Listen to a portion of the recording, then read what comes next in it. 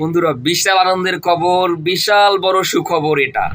Real energy production house থেকে তারা ইতিমধ্যে সিদ্ধান্ত নিয়েছেন যে তারা শাকিব খানকে নিয়ে 3 বছরে 3টি সিনেমা নির্মাণ করবেন।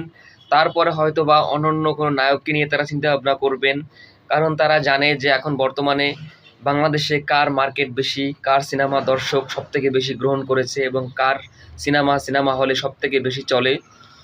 ভাই, একটা নতুন প্রযোজনা প্রতিষ্ঠান প্রথম এসে যেভাবে বরবাদের মতো একটা সিনেমা নির্মাণ করছেন, তাতে কিন্তু পুরো বাংলাদেশকে পুরো তাক লাগিয়ে দিয়েছেন। শুধু বাংলাদেশ না, বাংলাদেশের বাইরে অন্যান্য ইন্ডাস্ট্রি আছে, তারাও কিন্তু এই বরবাদ সিনেমা দেখে একদম পুরো চমকে গেছেন যে বাংলাদেশে কি আদৌ এরকম সিনেমা সম্ভব, বরবাদের মতো এরকম সিনেমা সম্ভব।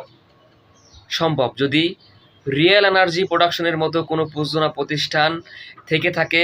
আর সেটা হচ্ছে বাংলাদেশে এই প্রথম রিয়েল এনার্জি প্রোডাকশন থেকে শাকিব খান এবছর ঈদে যে বরবাদ সিনেমাটা বের করছেন, তারা ইতিমধ্যে আরও ঘোষণা দিয়েছেন যে তারা 3 বছর 3 বছরে 3টা সিনেমা করবেন। সেগুলো হচ্ছে আরও বড় পরিসরে, বরবাদের থেকেও আরও বড় বাজেটের সিনেমা তারা নির্মাণ করবেন এবং এই 3টাতেই নায়ক হিসেবে তারা রাখবেন মেগাস্টার শাকিব খানকে।